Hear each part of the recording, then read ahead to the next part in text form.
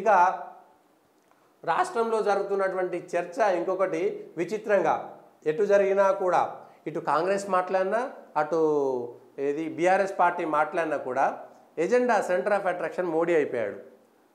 ఇవాళ తెలియకుండానే తెలంగాణలో మోడీ ఫ్యాక్టర్ ఉంది అనేటువంటి ఒక చర్చ ప్రజల్లోకి బలంగా వెళ్ళింది అనేటువంటిది అనుకున్నాం కదా.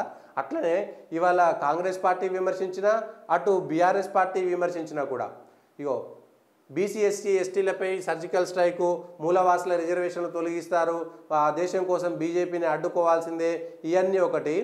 మోదీకి ఓటేస్తే వినాశనమే, రాష్ట్రంలో దారుణంగా విఫలమైన కాంగ్రెస్ సర్కారు, ఇట్లా తెలవకుండానే కాంగ్రెసు బీఆర్ఎస్ మోడీని విమర్శించడం ద్వారా, మోడీ పేరు తీసుకురావడం ద్వారా తెలంగాణలో అరే ఏదో జరుగుతున్నది, వీళ్ళిద్దరూ మోడీని ఎందుకు విమర్శిస్తున్నారు, ఇది మోడీ ఎన్నికలు, మోడీకి సంబంధించింది అనేటువంటిది ప్రజల్లోకి లోతుగా ఎంతైతే వెళ్ళిందో అదే అంశం ఇప్పుడు మళ్ళా ప్రజల్లోకి చర్చలోకి వస్తున్నది.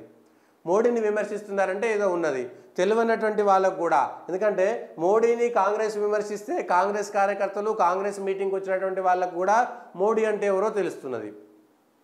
బీఆర్ఎస్ సభకు వచ్చినటువంటి వాళ్ళకు కూడా మోదీని విమర్శించడము, జై శ్రీరామ్ను విమర్శించడము, కాషాయాన్ని విమర్శించడం ద్వారా ప్రజల్లోకి అది కూడా చర్చలోకి వెళ్తుంది. అంటే తెలియకుండానే ఎన్నికల ఎజెండాలో భాగంగా ఇవాళ ఈ పార్టీలు నరేంద్ర మోడీకి సంబంధించినటువంటి అంశాన్ని, నరేంద్ర మోడీని ఇవాళ తెలియకుండానే తీసుకువస్తున్నారు అనేటువంటి అంశం మాత్రం స్పష్టంగా కనబడుతున్నది.